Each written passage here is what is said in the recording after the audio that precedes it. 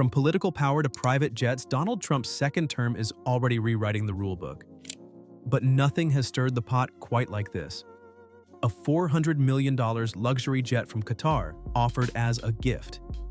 With national security fears, legal loopholes, and bipartisan backlash, this story isn't just about a plane. It's about influence, image, and the price of power. It started as a headline and quickly spiraled into a full-blown firestorm. During his visit to Qatar in May 2025, President Donald Trump confirmed reports that he would accept a gift. A Boeing 747, 8 jet from the Qatari royal family, decked out in ultra-luxury. This wasn't just any aircraft. It was worth a jaw-dropping $400 million and came with features that make most commercial jets look like budget buses. On Truth Social, Trump insisted the jet was a gift to the Defense Department, not to him. Only a fool would not accept a free gift, he posted, adding that it would save taxpayers millions and serve as a temporary Air Force One while Boeing's new models, plagued by delays, get finished. He doubled down on the move in interviews, proudly pointing out that Middle Eastern countries like Qatar, Saudi Arabia, and the UAE all have newer, flashier jets than the US. "When you see our plane next to theirs, it's like night and day," Trump said. And that's where it all began. But this wasn't just about ego or efficiency. The real storm was yet to come. They're calling it a flying palace for a reason.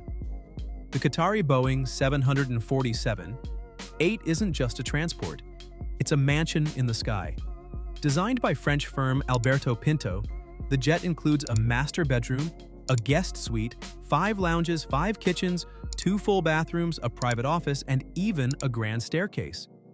With gold-accented interiors and plush leather seating, it's the kind of flying experience that would make a sheikh jealous. But here's the twist. This isn't just luxury, it's a cybersecurity and espionage nightmare. Intelligence veterans, including former CIA officers and Secret Service agents, have warned that accepting such a gift is a massive risk. Why? Because the plane may already be bugged. Former CIA Station Chief Thad Troy said it outright. "If we built it knowing it was for a foreign government, we'd probably bug it."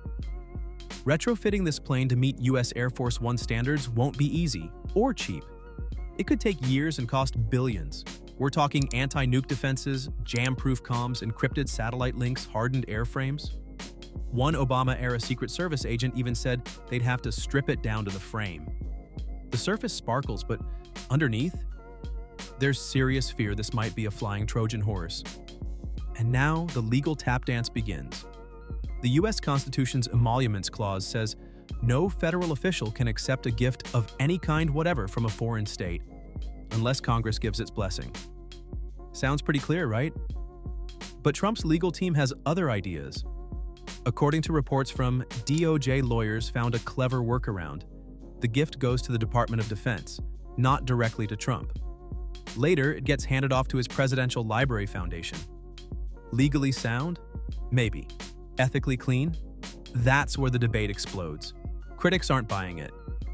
Watchdog group Crew called it laughable. Jordan Libowitz said, "You can't launder a $400 million bribe by sending it through a few departments." And who signed off on the legal memo? Trump's Attorney General Pam Bondi, who just so happens to have been a registered lobbyist for Qatar.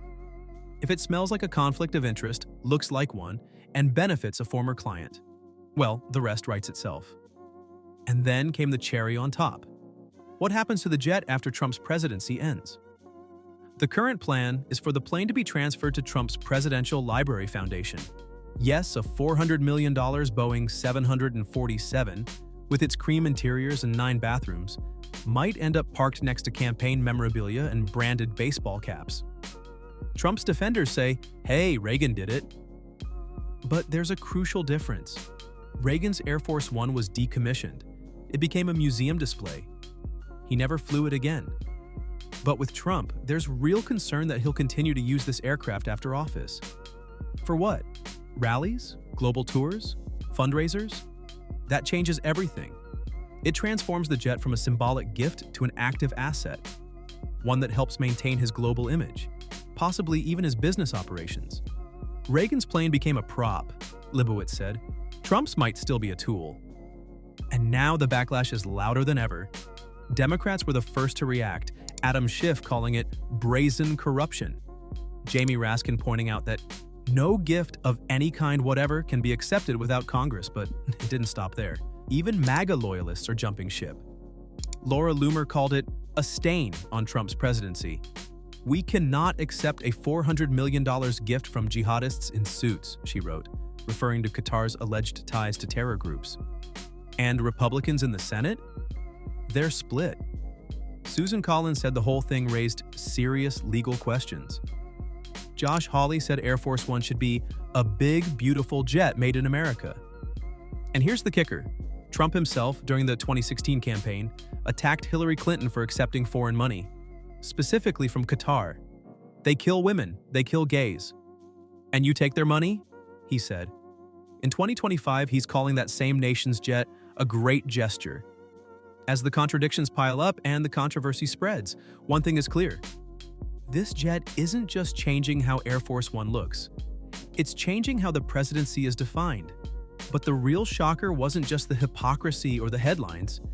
It was how this story connected to something much bigger, Qatar's bigger picture, and how a gift of this magnitude might not be so innocent after all. Just hours after Trump landed in Doha, Qatar Airways signed a record-breaking deal to purchase 160 Boeing jets, valued at a staggering $200 billion. Trump himself attended the signing ceremony alongside Qatar's Emir and Boeing's CEO, calling it the largest order of jets in Boeing's history. Coincidence? Maybe. But critics say it looks a lot like a diplomatic trade-off, a mega deal for Boeing in exchange for political goodwill, and maybe a shiny personal perk for Trump. It didn't stop there. Around the same time, the Trump Organization announced plans for a new $5.5 billion golf resort and villa complex in Doha. Trump's sons, Donald Jr. and Eric, flew to the Gulf just days earlier, closing other deals in Dubai and Jeddah. Suddenly, Trump's trip looked less like diplomacy and more like brand expansion. Business and politics were no longer just overlapping. They were tangled together. And that's the heart of the next chapter. The business of presidency. Trump once promised to separate himself from his company. But reports show that during this trip alone, his team pitched new real estate projects and even offered face-to-face dinners with the president to top buyers of his personal cryptocurrency, Dollar Trump. The same crypto firm recently hosted Trump-branded auctions promising White House tours. At the same time, Trump's Justice Department quietly disbanded the unit that investigated cryptocurrency crimes. Coincidence? Critics don't think so. The bigger picture painted by watchdog groups is clear. This administration isn't just blurring lines between power and profit, it's erasing them. And while Trump insists there's nothing unusual here, his attempt to compare this plane to the one housed in the Reagan Presidential Library has already fallen apart. Yes, Reagan's Boeing 707 is displayed proudly in California, but that jet was decommissioned before it ever reached the museum. Reagan never boarded it again. It sits behind velvet ropes, a historical relic. Trump's jet, on the other hand, could remain in use. It's already parked in San Antonio, where L3 Harris is prepping it for classified retrofitting.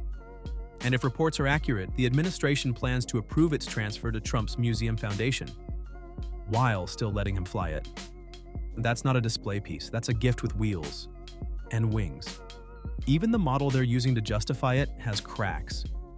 Legal memos drafted by former lobbyists and friendly insiders claim it's all perfectly legal because the jet goes to the Defense Department first.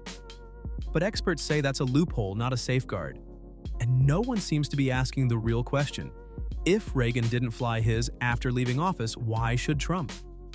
Now, another factor is that Trump is accepting it during an active international business tour that directly benefits his own brand. The contrast couldn't be clearer. What was once corrupt is now, in Trump's words, smart. What he once condemned is now the core of his presidency, and as for what happens next, well, that's the question rattling through Washington. Will Congress step in and investigate? Will courts challenge the legality of the gift? Will watchdogs like Crew revive their lawsuits? Or will this jet take off as planned, a literal and symbolic aircraft for a presidency that's flying higher and closer to the sun than ever before? The answers are still up in the air, but what's certain is this. The Qatar jet isn't just a scandal. It's a symbol of blurred boundaries, of ego, of how much has changed since 2016. And perhaps most of all, of how far one man's vision of presidential power is willing to go. Because when the most powerful man in the world says, "Only a fool would turn it down," you have to ask, is that a statement of confidence or a confession of how much the office has truly changed? That's it for this one. A $400 million jet, a business empire, and a presidency redefining what's acceptable. What do you think this means for the future of American politics? Let us know below, and we'll see you in the next one.